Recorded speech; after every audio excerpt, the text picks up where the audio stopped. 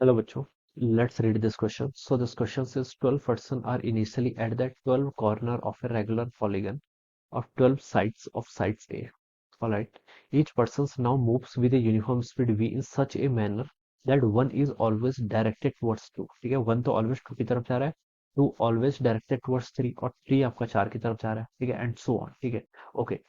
अब बोला कि the time after which they meet is, ठीक है, कितने टाइम बाद वो सब मिलेंगे आपस में. ठीक है, ये हमें बताना है. ठीक है, तो देखिए बच्चों, ये आपके फाइनली में मिलेंगे, और मिलेंगे कहाँ पर देखिए हम ये भी बता सकते हैं. वो आपके सेंटर पर मिलेंगे. ठीक है, कहाँ पर मिलेंगे, ज्योमेट्रिक सेंटर पर. तो देखिए बच्चों, इस क्वेश्चन का की कॉन्सेप्ट आप क्या लिख सकते हैं, आपको टाइम बताना है कि टाइम किस टाइम पर वो आपका मीट करेंगे. ठीक है, तो इस क्वेश्चन का की कॉन्सेप्ट आप रिलेटिव वेलोसिटी लिख लीजिए. क्या लिख लीजिए, रिलेटिव वेलोसिटी पर ही आपका बेस्ड क्वेश्चन है. किस पर बेस्ड क्वेश्चन आपका, रिलेटिव वेलोसिटी पर. ठीक है, सिचुएशन देखिए आपकी कुछ इस तरीके से. देखिए यहाँ पर आपके पास क्या 12 पर्सन है, जो आपके क्या 12 corners of a regular polygon. ठीक है, पॉलीगन को देखिए मैं यहाँ पर इस तरीके से मान लीजिए कि पॉलीगन आपका इसकी यहाँ पर एक साइड है, ये आपकी सेकंड साइड है. ठीक है, ऐसे यहाँ पर इसकी थर्ड साइड होगी, फिर ऐसे कोई फोर्थ साइड होगी, ऐसे फिफ्थ साइड होगी. ठीक है, ऐसे इसके साइड्स होंगे. ठीक है, अब देखिए बच्चों, हम यहाँ पर से क्या बता सकते हैं, यहाँ पर से हम डिस्टेंस तो कैलकुलेट करके बता सकते हैं. ठीक है, ये देखिए इसकी एक साइड है. ठीक है, हर साइड देखिए क्या इक्वल है. ठीक है, corners of a regular polygon और 12 साइड ऑफ साइड ए. ठीक है, सारी साइड्स की लेंथ कितनी है आपकी, इक्वल है. ठीक है,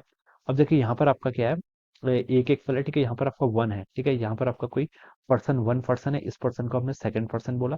सिमिलरली यहाँ पर कोई थर्ड पर्सन होगा, यहाँ पर कोई आपका फोर्थ पर्सन होगा, यहाँ पर आपका फिफ्थ पर्सन होगा, यहाँ पर कोई सिक्स पर्सन होगा. ऐसे करते करते 12 पर्सन है बेसिकली टोटल. ठीक है, 12 साइडेड क्या है, पॉलीगन है. ठीक है, तो ऐसे हम लिख सकते हैं.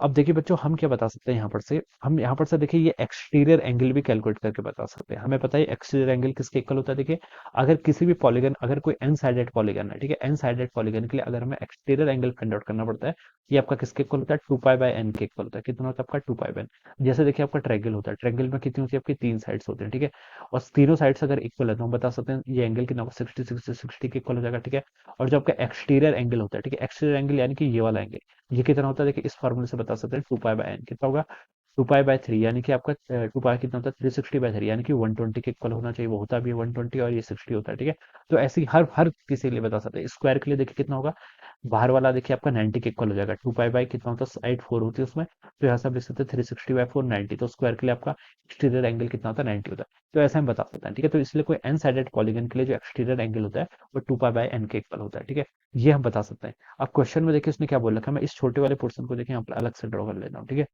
ये आपका यहाँ पर आपका देखिए कोई पर्सन वन है, यहाँ पर आपका क्या है, this is our second person. ठीक है, अब देखिए वन क्या कर रहा है, always it is moving towards two, ये आपका टू की तरफ मूव कर रहा है विद ए यूनिफॉर्म स्पीड भी. ठीक है, स्पीड यूनिफॉर्म है, भी स्पीड से मूव कर रहा है. ठीक है, सिमिलरली टू किसकी तरफ मूव कर रहा है, टू आपका थ्री की तरफ मूव कर रहा है, थ्री यहाँ कहीं होगा मान लीजिए. ठीक है, तो ये स्पीड भी कितनी है आपकी, वी के इक्वल है. ठीक है, और ये एंगल देखिए आपको क्वेश्चन में गिवन कर रखा है, this angle is equal to 2 pi by N. ठीक है, अब मैं अगर यहाँ पर रिलेटिव स्पीड फाइंड आउट करना चाहूँ, रिलेटिव स्पीड से मेरा कहने का मतलब है कि वेलोसिटी ऑफ सेपरेशन या फिर वेलोसिटी ऑफ अप्रॉक्स. ठीक है, वेलोसिटी का देखिए, इस वेलोसिटी का वेलोसिटी ऑफ जो आपका सेकंड पार्टिकल की वेलोसिटी के दो कंपोनेंट आएंगे, एक कंपोनेंट तो ये आएगा. ठीक है, इसे क्या लिख सकता हूँ, v cos of 2 pi by N. क्या लिख सकता हूँ, v cos of 2 pi by N. एक कंपोनेंट आपका ये आएगा, this is v sin 2 pi by N. ठीक है, अब देखिए बच्चों, ये जो कंपोनेंट है, ठीक है, वन टू की तरफ आना चाह रहा है. ठीक है, तो इसका मतलब ये तो अप्रोच कर रहा है, लेकिन टू देखिए अवे जाना चाह रहा है. ठीक है, तो मैं बता सकता हूँ वन के कारण क्या आएगा आपका, या तो आपका अप्रोच करना चाह रहा है, और टू के करना चाह रहा है, दूर भागना चाह रहा है, तो सेपरेशन हो जाएगा. ठीक है, तो आप बता सकते हैं जो आपकी नेट वेलोसिटी ऑफ सेपरेशन आएगी, क्या आएगी, सॉरी, जो आपकी नेट वेलोसिटी ऑफ अप्रोच आएगी, वी देखिए कौन बड़ा होगा, वी बड़ा होगा, कॉस बाय एन बड़ा होगा, ऑब्वियसली वी बड़ा होगा. ठीक है, क्योंकि कॉस की मैक्सिमम वैल्यू कितनी होती है, वन होती है. ठीक है, तो अगर ये मैक्सिमम वैल्यू भी अटेंड कर ले तब इसकी वैल्यू वी के इक्वल होगी, अदरवाइज. और हमें पता है कि यहाँ पर ये मैक्सिमम वैल्यू हो नहीं सकती, क्योंकि एन उसके लिए इन्फिनिटी होना पड़ेगा. ठीक है, एन इन्फिनिटी यहाँ पर हो नहीं सकता. ठीक है, तो हम यहाँ पर से बता सकते हैं कि यहाँ पर आपका v बड़ा होगा, तो ये क्या कर रहे हैं, एक दूसरे के पास आ रहे हैं, तो हम लिख सकते हैं यहाँ पर क्या होगा आपका, वेलोसिटी ऑफ सेपरेशन. ठीक है, सॉरी, वेलोसिटी ऑफ अप्रोच होगा, ये एक दूसरे के पास आ रहे हैं, तो हम लिख सकते हैं यहाँ पर से देखिए, जो आपकी वेलोसिटी ऑफ अप्रोच होगी, वेलोसिटी ऑफ अप्रोच को क्या लिख सकता हूँ मैं, इसकी देखिए ये आपका दूर जा रहा है और ये क्या आ रहा है, इसके पास आ रहा है, जो पास आ रहा है इसको प्लस में लिख लिया, और माइनस ये हो जाएगा आपका v cos 2 pi by N. ठीक है, ये को इसको मैं यहाँ पर से ऐसे लिख सकता हूँ. ठीक है, दिस इज, मैं इसको इस तरीके से लिख सकता हूँ, this is my velocity of approach. ठीक है, अब देखिए बच्चों, अब मुझे यहाँ पर से बताना है कि क्वेश्चन पूछ रहा है कि द टाइम आफ्टर, ये हर किसी के लिए ट्रू होगा. ठीक है, ये सेम रिजल्ट हम क्या कर सकते हैं, हर किसी के लिए यहाँ से ट्रू होगा. अब हमें बताना है कि कितना टाइम इसको लगेगा. ठीक है, फाइनली देखिए ये सब जो मीट करेंगे वो कहाँ पर मीट करेंगे, आपके सेंटर पर मीट करेंगे. कहाँ पर मीट करेंगे आपका, टोटल ये हर कोई सेंटर पर मीट करेगा. ठीक है, ये हम बता सकते हैं.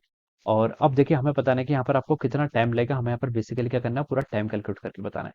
तो देखिए बच्चों मैं क्या लिख लेता हूँ, v इक्वल टू कितना होता है आपका D S by D T के इक्वल, ठीक है, कितना होता है आपका v इक्वल टू हो जाएगा आपका वेलोसिटी किसके इक्वल होती है आपकी, डिस्प्लेसमेंट डिवाइडेड बाय टाइम के इक्वल होती है, ठीक है।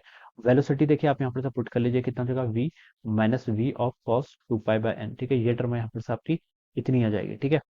ये टर्म आपकी यहाँ पर से कितनी आ जाएगी, इतनी आ जाएगी, ठीक है। और अब यहाँ पर से क्या कर लीजिए, dt वाली टर्म को भी इधर ले आइए और ds वाली टर्म को भी इधर ले जाइए, और आप क्या कर लीजिए, इसका यहाँ पर इंटीग्रेशन कर लीजिए, ठीक है। इस टर्म का आप क्या कर लीजिए, इंटीग्रेशन कर लीजिए, ठीक है। तो टोटल डिस्टेंस देखिए इसको कितनी कवर करनी है। इनिशियली देखिए हम क्या बता सकते हैं, यहाँ पर से इनिशियली हम बता सकते हैं कि ये आपका देखिए कितने डिस्टेंस पे था, ए डिस्टेंस पे था, और कहाँ पर आना है, इसको सबको सबको मीट करना है। तो ये बता सकते हैं फाइनल डिस्टेंस ये आपकी जीरो के इक्वल हो जाएगी, ठीक है। इनिशियल आपका टाइम कितना था, जीरो था, और हमने अज्यूम कर लिया कि टी टाइम पर इस सबके सब आपस में मीट करना है, ठीक है। तो अब इस इंटीग्रेशन को आप क्या कर लीजिए, परफॉर्म कर लीजिए। वैसे यहाँ पर तो आपकी वेलोसिटी की कांस्टेंट है, आप simply S equal to VT से भी इसको कैलकुलेट कर सकते हैं, लेकिन चलिए इससे हम कर लेते हैं। तो वी आपका देखिए कॉमन है, तो इससे बाहर कर लीजिए, हो जाएगा आपका one minus cos two pi by N, ये टर्म आपके यहाँ पर से ऐसे हो जाएगी। dt का इंटीग्रेशन करने पे यहाँ पर आपका सिंपलिटी आ जाएगा, और यहाँ पर से आपका कितना हो जाएगा आपका, ये आपका ds बाई डी टी है ना। वेलोसिटी आपकी देखिए minus ds by D T आएगी, माइनस क्यों आ रही है, क्योंकि ये एक दूसरे के तरफ आ रही है, अप्रोच कर रही है, अप्रोच कर रही है। तो देखिए वेलोसिटी क्या होता है, rate of change of displacement, displacement कम हो रहा है, इसलिए मैं माइनस आना है, ठीक है। तो यहाँ पर आप माइनस साइन लगेंगे। अगर वेलोसिटी ऑफ सेपरेशन होता तो डिस्प्लेसमेंट के करती टाइम के साथ साथ इंक्रीज करती, तब पॉजिटिव लगता, लेकिन यहाँ पर आपका नेगेटिव आएगा, ठीक है। तो ये आपका नेगेटिव यहाँ पर आप कैसे रहेगा, तो ये आपका नेगेटिव आ जाएगा, और ds का इंटीग्रेशन करेंगे तो आपका जीरो माइनस ए यहाँ पर से ऐसा आ जाएगा। तो आपको यहाँ पर टाइम कैलकुलेट करके बताना था, तो टाइम देखिए कितना हो गया, से यहाँ पर आपका ए आ गया, डिवाइडेड बाई v टाइम्स कितना हो गया आपका one minus cos two pi by N, ठीक है। अब n पुट कर लीजिए, n कितना देखिए यहाँ पर 12, देखिए हमने तो इन जनरल रिजल्ट निकाल दिया। अब यहाँ पर n कितना देखिए, n आपकी कितनी साइड्स हैं इसके टोटल, कितनी यहाँ पे 12 साइड्स हैं, तो यहाँ पर आप इसको 12 यहाँ पर क्या कर लीजिए, पुट कर लीजिए। तो ये आपके यहाँ पर से इतना रिजल्ट आ जाएगा, इसके लिए कैलकुलेट कर लीजिए, ए डिवाइडेड है V one minus cos two pi by 12 कितना होता है, टू पाई बाई 12 को हम पाई बाय 6 लिख सकते हैं, पाई बाय 6 कितना होता है आपका 30, तो कॉस 30 कितना होता है आपका रूट 3/2, तो ये आपका यहाँ से रूट 3/2 हो जाएगा। इसको देखिए सिंप्लीफाई कर लीजिए, टू आपका देखिए कॉमन हो जाएगा, टू ऊपर आ जाएगा, ठीक है, वी, और यहाँ पर आपका two minus root three equal हो जाएगा, ठीक है। तो ये इसका आंसर है, two A divided by V into two minus root, ठीक है, this should be the answer. तो इसको मैच करें तो किससे मैच कर रहा है आपका, ऑप्शन डी से। So we consider option D will be the right answer of this question, ठीक है। तो इस तरीके से हम क्या करेंगे, इसको सॉल्व कर सकते हैं, alright. So I hope you all understood this concept. All the best and thank you.